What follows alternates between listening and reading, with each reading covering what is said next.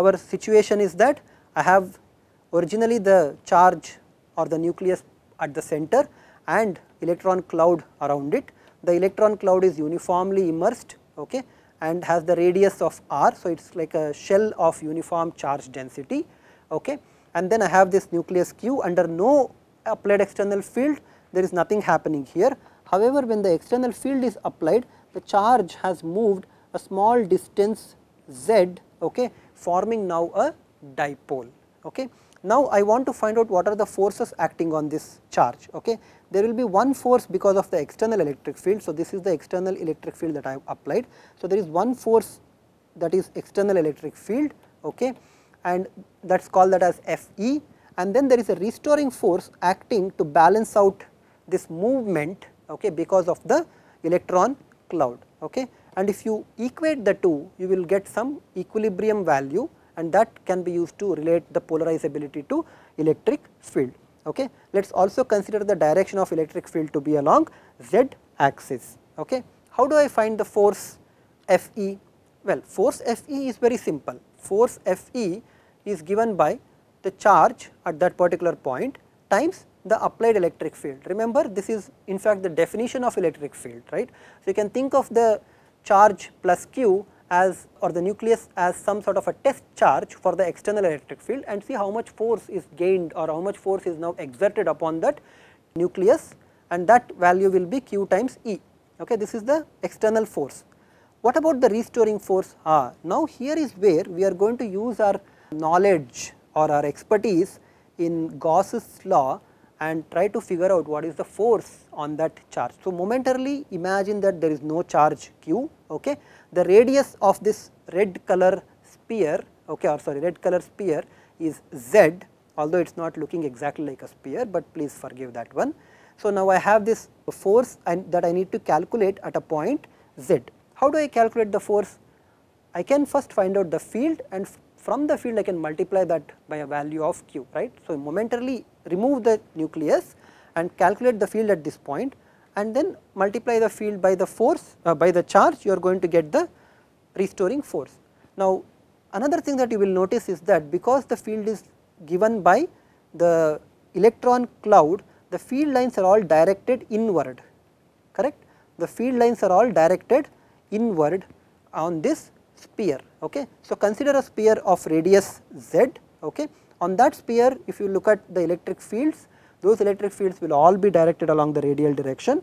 You can use Gauss's law and apply that to obtain 4 pi epsilon 0 z square, okay. Z is the radius of the sphere, okay. 4 pi z square is the surface area times epsilon 0 into ER. I am indicating this R because I want to emphasize that this is a radial electric field, and there is a minus sign because electric field is closing inwards, right, rather than spreading out, this is inwards. So, this is the left hand side of Gauss's law. This must be equal to the total charge enclosed by this volume. How much charge is enclosed? Well, I know what is the charge density. Charge density is q by 4 by 3 pi r cube. However, the fractional charge enclosed by the sphere of radius z will be given by 4 by 3 pi z cube, okay. You can equate the two, right. So, 4 by 3 pi on both sides cancel and find out what is the expression for the electric field. Electric field due to the cloud, okay, ER is the electric field due to the cloud, E is field that is applied externally, okay.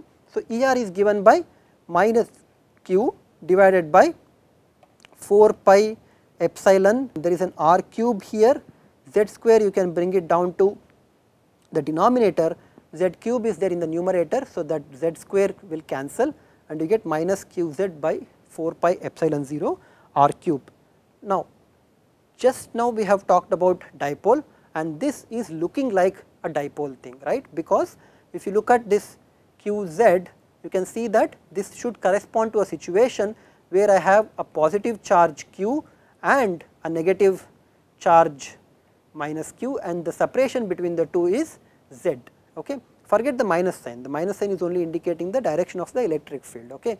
So, this qz itself can now be related to the dipole moment. Of what dipole moment? This is the dipole moment of the atom, okay. Previously we considered a hypothetical situation in which I had a positive charge and a negative charge separated by a distance. Now I have actually created a dipole inside a matter consisting of atoms by making the nucleus move a distance z towards the electric field. So this qz that I am writing over here and emphasizing so much is actually the dipole because of the application of the external field, and this dipole is that of the atom itself. So we will come back to that in a minute. So you would be now tempted to write qz is equal to p, and you will be correct. We will come back to that in a minute, because our idea was to still calculate the forces, right. So what is the restoring force acting? Restoring force that is acting on the nucleus at this point, okay, because of the electron cloud, will be equal to q times ER, and magnitude of the restoring force must be equal to magnitude of the pulling force. So I have Fe magnitude that must be equal to Fr magnitude, okay. So if you find this substitute for Fe and Fr, you can now obtain a relationship between dipole moment P and electric field. We will do that. So you have Q E onto the left hand side, okay, which is equal to Q square Z by 4 pi epsilon 0 R cube. So Q from left hand side goes and cancels onto the Q on the right hand side, giving me, turning around the equations, giving me Qz is equal to 4 pi epsilon 0 R cube into electric field. I know Qz is the dipole moment P, okay, of the atom that we are considering. This should be equal to some quantity called as alpha E times E, okay, and this quantity alpha E is called electronic polarizability. This is called polarizability, and this is electronic polarizability because this is corresponding to a particular atom of a given matter. So this is electronic polarizability, okay, and this quantity is something that you will find in material constant books or handbook of materials, okay. What is important to note is that the polarization, or sorry, the dipole moment P was actually directly proportional to the electric field. This direct proportionality is a consequence of linearity, that is, electric fields are assumed to be so small that they are not going to disturb appreciably the nature of the matter. Therefore, the dipole density or dipole moment will be proportional to the electric field, okay. This breaks down if you go to strong intense fields, that is, if you apply a very large amount of electric field, then this relationship breaks down and you will start seeing the polarization terms, or sorry, the dipole moment terms being proportional to E square, E cube and so on, giving you a rich area called nonlinear optics, because mostly this is found in optical systems. So you get nonlinear optics.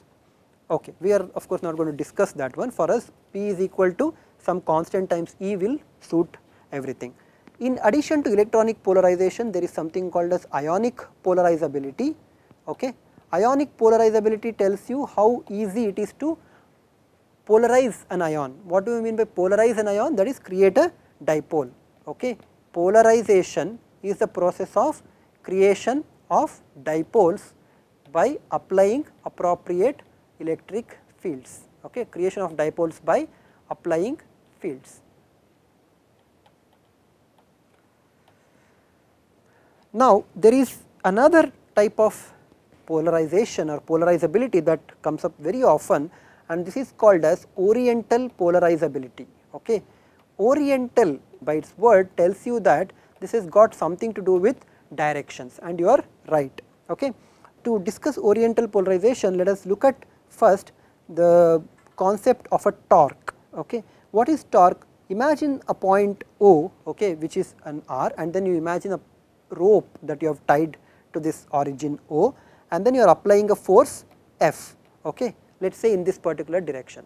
What would happen? Imagine moving a gate, okay. So when you are moving a gate, the gate is the hinges are supported at one end and they are connected to the wall, and what you do is you just move the gate like this, right. So you are applying a force, and then there is a radial length from the hinges to the point of application of the force. What would happen? The gate would rotate, right. So, the amount of force that you need to apply would also vary with the contact. You can actually try this very simple exercise, you go to the end of the gate and then push it, it is very easy to move. However, if you go to the nearby, near the hinges of the gate and try to move, it is that much more difficult than to move it from the very outermost distance. In fact, that is because torque is given by r cross f, okay. It is given by r, which is the length from the origin, f sin theta, where theta is the angle between r and f. Now, you have a dipole, right. So, this was just to introduce you to the torque concept of a dipole. So, I have a dipole here, okay, and let us say to this dipole I apply an electric field along this direction. What will be the movement of the dipole? Well, there will not be any movement of the dipole, because when I apply the electric field, there is no dipole movement happening, right. On the other hand, when I apply the force here, the dipole actually moves, I am sorry, why it is sin theta, right. So, when theta is equal to pi by 2, I actually can move it, right. So, when I apply the electric field, there will be a movement of the dipole, that is the plus charge will move a certain distance, okay. It will move an angle theta, okay. It will move an angle theta, the angle theta is measured with respect to the electric field, okay. So, it moves an angle theta. Similarly, the minus charge will move away from the electric field again by the same angle theta, okay. So, the net effect of this movement is that my dipole has shifted its orientation from original axis towards some angle theta, okay, with respect to the electric field, okay. In shifting this, something else has happened. Since the plus charge has come closer to the electric field, or has rotated in the direction of the electric field, the potential energy of the plus charge has actually decreased. Similarly, the potential energy of the negative charge also has decreased. Why is it that it has decreased and not increased? Because the movement is towards the electric field for the positive charge, and movement is away from the electric field towards the positive charge, which are its natural tendencies. So, the potential decrease can be calculated now. If we assume that the electric field is constant, the potential decrease because of the charge moved from an angle of pi by 2 to an angle of theta, okay, of the positive charge, is given by integral from pi by 2 to theta, which you can think of as the work done in order to move the charge over this. And what component of the electric field that I want? The component of the electric field that I want is the sin theta component, right. So, this is E, there has to be a sin theta component that will give rise to the torque, okay. Only when f is perpendicular to r, the component of f that is perpendicular to r will rotate it. If you try to pull it horizontally, the gate would not actually open, right. That is essentially telling you that for torque or for rotation, the force f must be perpendicular to the vector r. So, with decrease of the potential energy W plus of the positive charge, this will be integral of pi by 2 to theta, okay, f into r into sin theta. What is r? R is L by 2, okay. F is the force, which is q into E on the positive charge, times sin theta d theta, okay. So, if you integrate this, you are going to see that this will be equal to minus q L E cos theta by 2, okay. Similarly, you can show that W minus would also be equal to minus q L E cos theta by 2. In fact, because of this movement of the rotation of the charges, the total potential of the dipole has actually decreased. The total dipole potential decrease or the potential energy decrease is given by W plus W minus, which is equal to minus q L E cos theta. Again, q into L, which is the distance between the two charges, can be thought of as a moment, is actually the moment, and cos theta indicates that there must be some dot product happening, right. So, dot product can be obtained by writing q L E cos theta as minus p dot E, where p is given by q into L vector, of course, where the vector is going from minus charge to the plus charge, and E is the electric field, okay. And the amount of potential decrease that happens depends on the angle between the P and electric fields, okay. What happens when P is opposite to electric field? Then the potential energy would be positive, indicating that the potential energy has actually risen because of application of the electric field, okay. Well, that different thing that we are going to not discuss now. This P dot E finds extensive use in quantum electrodynamics, where such coupling is considered to be the coupling because of the external light and matter. So, if you think of the electric field that is applied as is because of light, then assuming this matter is P, then this P dot E is called as P dot E coupling, and you will find this one extensively in quantum electrodynamics. We are not going to discuss that. If I consider electric field along z axis, application of the electric field along z axis, and my dipole is at an angle theta, okay, this is minus q and this is plus q, this is the dipole moment P at an angle theta, the component of P along z axis is given by P cos theta, correct. Now, if you consider matter which is made up of many such atoms, okay, you now cannot say that all the atoms, okay, which effectively form dipoles would rotate only by an angle theta, right. Different atoms of the matter would rotate by a different angle theta. So, what you need to actually ask is, what is the probability that the dipoles would rotate with an angle between theta and theta plus d theta, okay. Such a probability distribution will not be uniform, right. Not everything will be rotating by a same angle. The angle of rotation would actually be a probability distribution, and this will be equal to e power minus w by kt d omega, known as Boltzmann distribution, okay. W is of course P e cos theta minus P e cos theta, okay, and k into T is a thermal energy, where k is 1.38 into 10 to the power minus 23 joules per Kelvin, okay, and T of course is measured in temperature in Kelvin, giving you kT as thermal energy, okay. So, this is the probability that the dipole will be there. You can find a dipole in the matter with an angle of rotation from theta to theta plus d theta, okay. So, if this is theta, then there is another theta plus d theta, very small displacement. The probability of finding dipoles would actually be equal to e power minus w by kt into d omega, where d omega is the solid angle, okay. So, imagine that this is the z axis. So, this is the angle theta, right, measured from with respect to theta, and this will be theta plus d theta, right. So, this angle is d theta. So, this angle from the z axis will be theta plus d theta, this is d theta. So, this solid angle is the angle that is because of this strip, okay. So, this fellow will actually be a circle, and this one will also be a circle, right. So, the area of this strip is this solid angle d omega, that is the element of solid angle subtended from the origin O, okay. Now, if I call dn as the number of dipoles, okay, as the number of dipoles per unit volume, okay, with the angular distribution of theta and theta plus d theta, this can be written as some constant A times e to the power minus w by kt into d omega, okay. This where A is a constant that we will evaluate now. So, what is this d omega? Well, I showed you what d omega is. You can actually employ spherical coordinates and do some little calculation, which I will leave it as an exercise, to give you d omega as 2 pi sin theta d theta, okay, and let us call this as A prime rather than A, okay.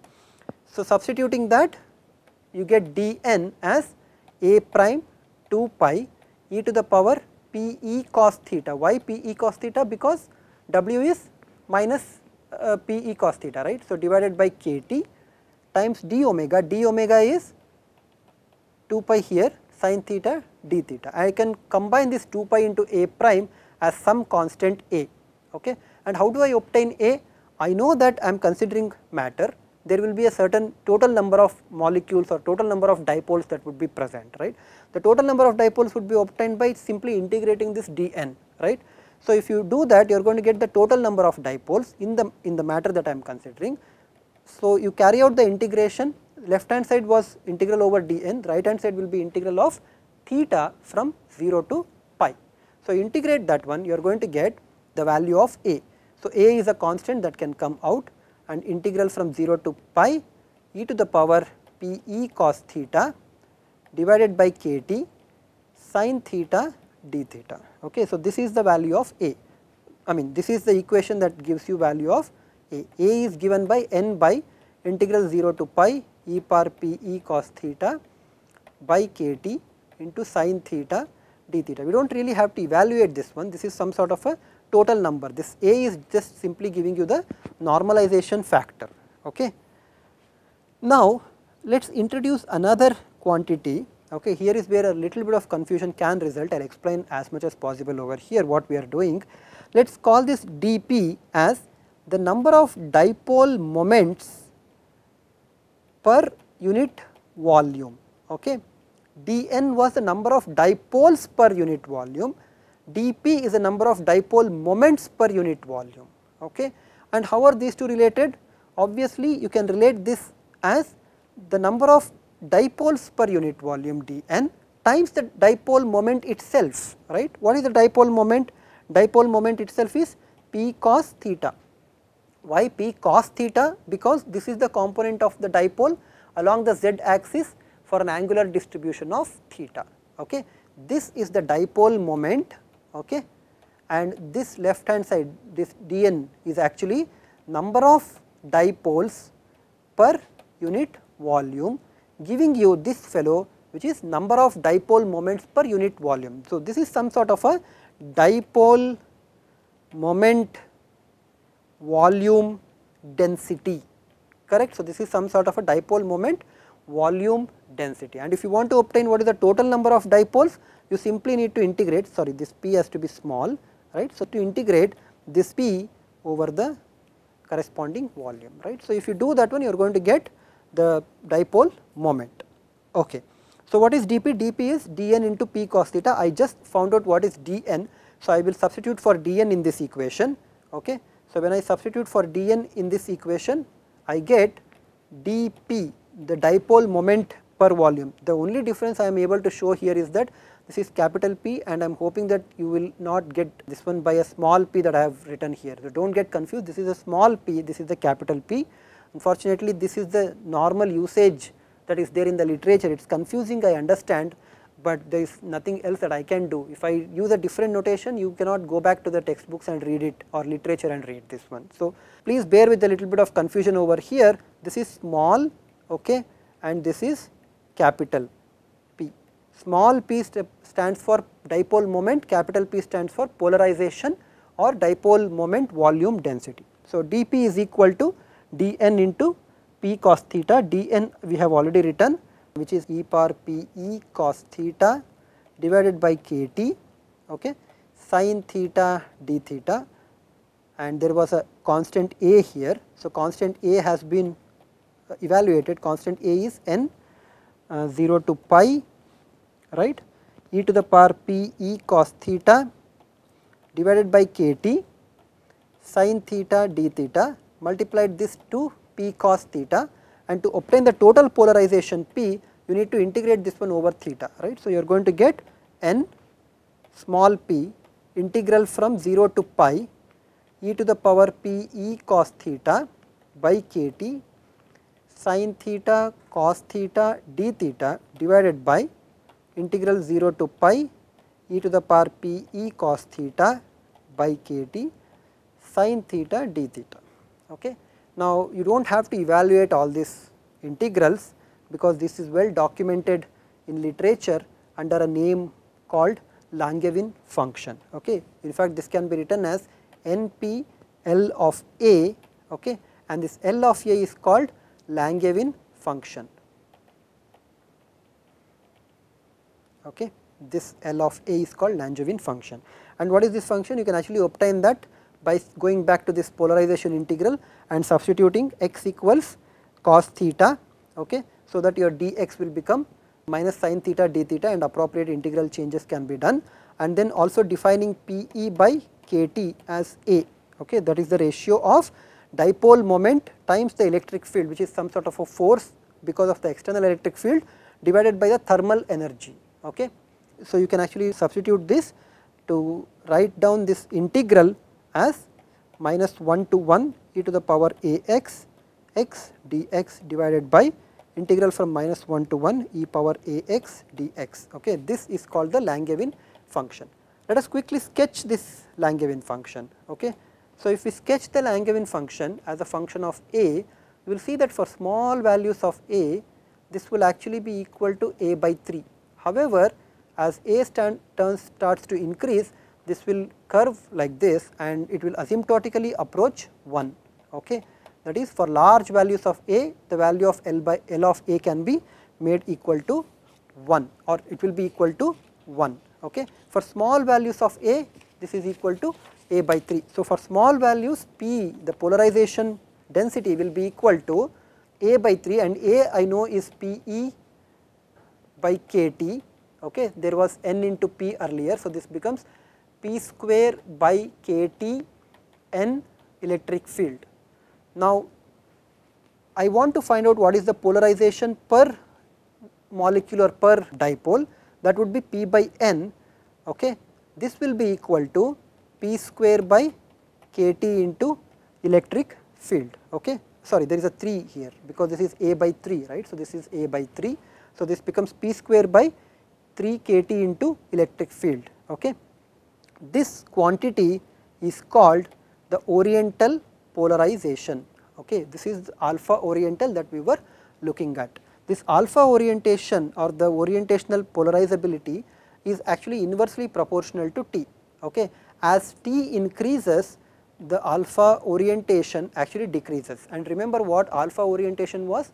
Alpha orientation was the polarizability in a particular direction. Okay. The polarizability, the Oriental polarizability, how easy is it to induce the polarization, and as temperature increases, this polarization goes down, indicating that it is not so easy to align the molecules. Okay. So, if the molecules are all at haphazard angles, okay, by application of an electric field, you can sort of bring them to align to the electric field, but such an alignment process will become very difficult as the temperature rises. Okay. Because at high temperatures the molecules have a lot of agitational energy. So, they are jumping up and down, and that energy is sufficient to overcome the external electric field and create a sort of random order.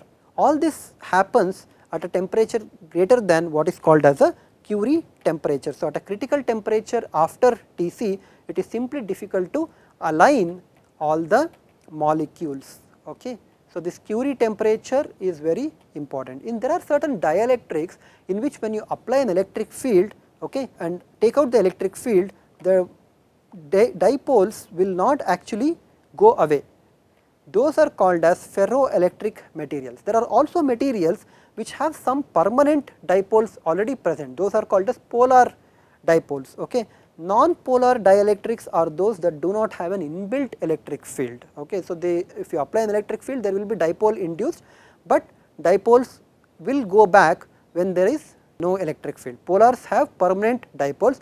Ferroelectrics have this nature of getting aligned with an electric field. Okay.